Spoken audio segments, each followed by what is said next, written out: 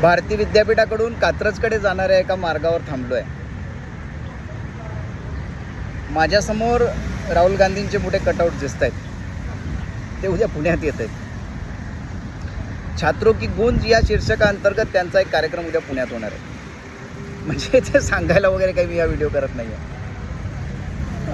त्यांच्या येण्याने या शहरात जे काही व्हायब्रेशन मला जाणवत आहेत ना, ते मला तुमच्याशी शेअर करावे वाटत आहेत. त्याला कारण आहे. म्हणजे विठ्ठलराव गाडगेड असतील काँग्रेसचे, मोहन धारिया असतील, आणि नंतरच्या काळात सुरेश कलमाडी असतील, यांनी बऱ्यापैकी पक्षाचा विचार आणि संघटना जी आहे ती या शहरात जपून ठेवली. पण पुढे जी दाणादाण उडाली काँग्रेसची पुण्यात, त्याचं चित्र आपल्या सगळ्यांना समोर आहे. म्हणजे पुण्यात कार्यकर्ता नाही काँग्रेसचा, पुण्यात सशक्त संघटन नाही, पुण्यात सशक्त नेता नाही. अशा या स्थितीमध्ये केवळ राहुल गांधींच्या येण्याच्या बातमीनी पुण्यात जे काही हलचल मचवली आहे ना, ती जरा आश्चर्यकारक आहे. कारण शिरूर असेल, इकडे पिंपरी चिंचवडचा भाग असेल, निगडी असेल, किंवा पुण्याच्या आउटसाईडचा जो परिसर आहे, तिथे राहुल गांधींच्या येण्यासंदर्भातली उत्सुकता समजू शकतो. पुण्यातल्या काही बाह्य भागामध्ये वगैरे पण राहुल गांधींबद्दल काही आपुलकी थोडीफार असेल तर ती मी समजू शकतो. पण पुण्यातल्या पेठेतल्या भागामध्ये राहुल गांधींच्या येण्याने जे व्हायब्रेशन निर्माण केले आहेत ते जरा थक्क करणार आहेत. कारण पेठेतली जी संस्कृती राहिली आहे, किंवा एकूणच पुण्यातल्या, मध्यवर्ती पुण्यातल्या राजकीय कलाचा जर आपण अंदाज घेतलात ना, तर आपल्या असं लक्षात येईल की प्रत्येक चौथ्या घरानंतर एका घरी भाजपचा कार्यकर्ता आहे. अतिशय सशक्त अशी बांधणी या पक्षाची या शहरामध्ये आहे. भाजपला फारच अनुकूल असं वातावरण, म्हणजे सगळे मॅक्सिमम नगरसेवक भाजपचे, महापौर भाजपचा, आमदार बहुसंख्य भाजपचे, खासदार भाजपचा, असं भाजपला अनुकूल असलेल्या या पुण्यात आणि विशेषतः पेठांमध्ये राहुल गांधींच्या येण्याच्या बातमीनी जी उत्सुकता निर्माण केली आहे ती जरा आश्चर्यकारक आहे.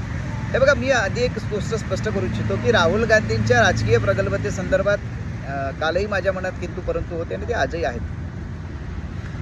राहुल गांधींच्या पुण्यात येण्याने या पक्षाला संजीवनी वगैरे मिळेल या भाबडी अपेक्षा अशी जी काही कार्यकर्त्यांना असेल कदाचित, मला ती अजिबात नाही आहे. पुण्यात राहुल गांधींच्या येण्याने काँग्रेस आपले पाय पुन्हा जमवू शकेल हे तर म्हणजे अगदी अशक्यप्राय गोष्ट आहे.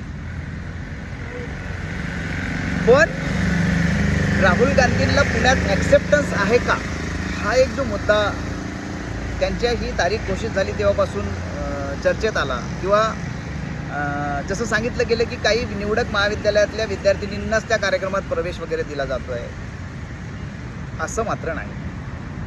राहुल गांधींच्या या कार्यक्रमाबद्दल पुण्यातल्या विशेषतः तरुणाईमध्ये प्रचंड उत्सुकता आहे. ती का आहे मला माहिती नाही. राजकीय दृष्टीने त्यांना राहुल गांधी प्रगल्भ वगैरे वाटतात का, शंका आहे. पण तुम्ही FC रोडवर जर गेलात ना, मी तिकडे गेलो, म्हणजे मी वेगळ्या कामानिमित्ताने गेलो होतो, पण मी तिथे बघितलं की तिथे अक्षरशः दिवाळी साजरी होत आहे. गटागटानी तरुण इकडे येत आहेत. इन्फोसिस, अनेक वेगवेगळ्या, म्हणजे वेगवेगळ्या महाविद्यालयात शिकणारी ती मुलं आहेत, स्पर्धा परीक्षेची तयारी करणारी मुलं आहेत, आणि विशेषतः IT सेक्टरमध्ये काम करणारी मुलं आहेत. 20शीतली 25शीतली तरुण मुलं ती सगळी आहेत, मुली आहेत त्याच्यात भरपूर मोठ्या संख्येत. आणि हे तिथे येत आहेत FC रोडला, आणि त्यांना जे जे काही शक्य होत आहे, म्हणजे फ्लॅश मॉब असेल, काही गाणी म्हणता येत असतील, एखादं काहीतरी कला सादर करता येत असेल, ते करतायत. आणि त्या कलेच्या सादरीकरणाच्या शेवटी ते सांगतात की राहुल गांधी येत आहेत आणि त्यांच्या कार्यक्रमाला तुम्ही यायला पाहिजे. आता हे केवळ FC रोडचं चित्र नाही आहे, लक्षात घ्या. FC रोडवर ते दृश्यात्मक स्वरूपात दिसत आहे, पण संपूर्ण पुण्यात हे व्हायब्रेशन स्पेशली जाणवत आहेत, जाणवण्या इतपत ते ठळक आहेत. हे जरा आश्चर्यकारक आहे. राहुल गांधी आणि पुणे हे समीकरण, आता त्यांचा सल्लागार कोण आहे मला माहिती नाही, पण त्यांनी जो सल्ला दिला आहे ना, तो जरा अपील होतो आहे. कारण काय झालं आहे, अतिशय काळजी घेतली गेली आहे राहुल गांधीचा कार्यक्रम जाहीर झाला तेव्हापासून त्यांच्या कार्यक्रमाच्या पोस्टरवर कुठेही पक्षाचं नाव नाही, पक्षाचं चिन्ह नाही. केवळ राहुल गांधी येत आहेत आणि ते पुण्यातल्या विद्यार्थिनींशी त्यांच्या भविष्यातल्या स्वप्नांविषयी बोलणार आहेत. ही एकच सिंगल लाईन या कार्यक्रमाचे जे आयोजक आहेत ते चालवत आहेत आणि त्या लाईनला पुण्यातल्या विशेषतः तरुणाईच्या, कारण ही आई सावित्रीची भूमी आहे, इथे बहुसंख्य मुली करिअरच्या दृष्टीने आल्या आहेत, शिक्षणासाठी आल्या आहेत, प्रॉपर पुण्याच्याही आहेत. त्यांना ती लाईन खूप ठळकपणे अपील होत आहे आणि त्यांचा जो कल मला जाणवला आहे की नाही, तो जरा आश्चर्यकारक आहे. आता ह्या सगळ्या घडामोडीनंतर त्याचा काही राजकीय लाभ राहुल गांधीला पुण्यात मिळेल का?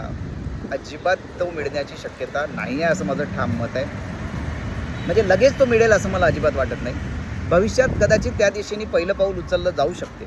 पण जशी राहुल गांधींची कंटिन्युटीच्या बाबतीतली जी सहनशक्ता असते, म्हणजे ते एक कार्यक्रम जोरात करतात आणि पुन्हा कुठेतरी जाऊन झोपून जातात, त्याच्यामुळे त्याचे राजकीय फायदे तोटे लगेच कळतील का याबाबत कुठलंही ठोस भाष्य करता येऊ शकत नाही. पण एक सिंगल लाईन मला सांगून हे संपवायचं आहे की राहुल गांधींच्या पुण्यात येण्याच्या बातमीनी पुण्यातल्या इतर राजकीय पक्षाच्या प्रस्थापितांनी विचार करावा इतपत सक्रिय व्हायब्रेशन निर्माण केलेले आहेत, हे मात्र खरं आहे. थँक्यू.